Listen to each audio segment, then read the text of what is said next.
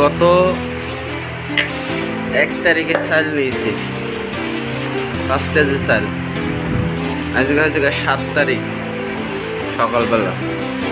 তাহলে এবারে 5 কেজি চাল কোথায় গেল? চাল কিন্তু নেই। মরিচ কালকে নিয়েছি আধা পোয়া, মরিচ আছে অল্প একটু, যা আছে 1-2 দিন চলবে।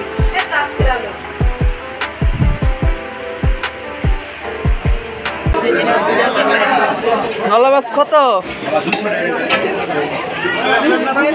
বর্তমান সময়ে নিম্ন মধ্যবিত্তরা বাজারে যায় অনেক স্বপ্ন এবং কি অনেক আশা নিয়ে, যে বাজারের সব থেকে বেস্ট মাছ কিংবা মাংস কিংবা যেটাই হোক না কেন কেনার জন্য।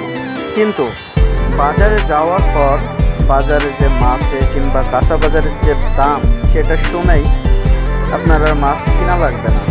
শুনুন দ্রব্যমূল্যের দাম কীরকম আছে।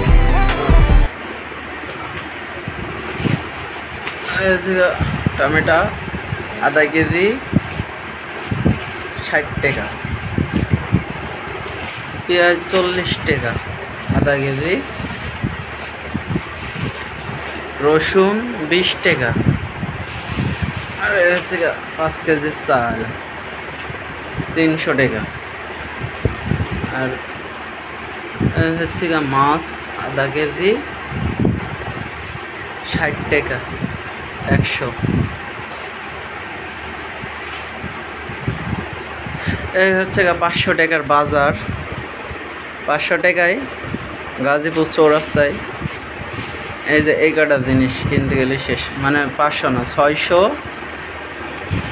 600 টাকার উপরে, 650 টাকা মতো। 300 আর হয়েছে 150, 450 হয়েছে 60, 510 আর পেঁয়াজ হয়েছে 40, 550, 570 টাকার বাজার।